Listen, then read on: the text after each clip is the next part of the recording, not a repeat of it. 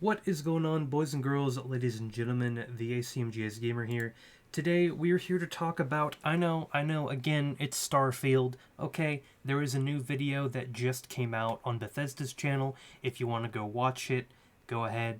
There will be a link down in the description down below to that interview with the lead quest designer, Will Shen. The first question was asked was about random encounters. How are they going to work? And Will Shen said that there was new tech that takes locations that are already built and puts them on a planet. For example, if you're going to an outpost on a planet, you can discover a whole group of people with a particular problem. And he said, as an example, a member of their society or their community could have been kidnapped by pirates and taken to another location.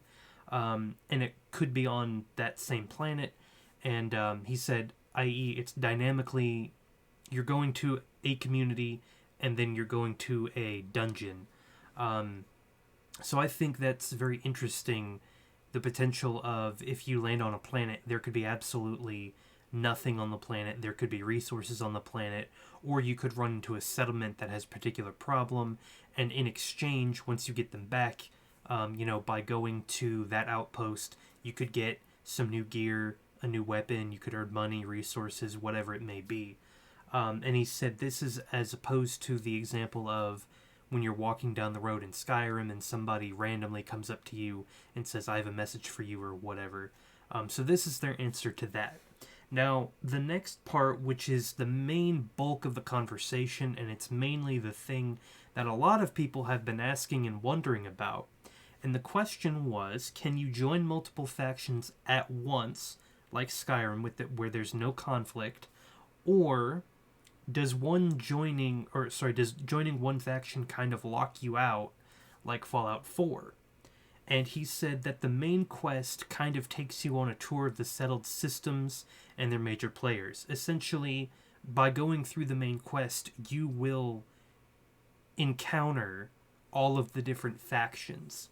And he said that you are able to play through the different faction storylines independent of each other.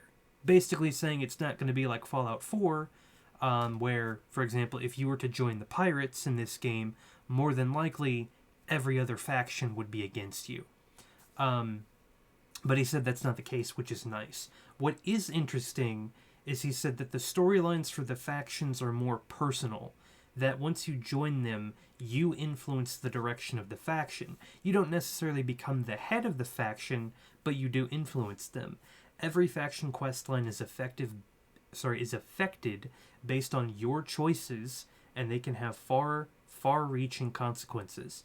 It'll be interesting to see what consequences come about because of your actions or your choices. And then we moved on to companions, and they were asking how companions kind of work into it. And he said companions can and do give their opinion on decisions, and you can actually even ask them to speak for you, and you can also have consequences based on the things that they say.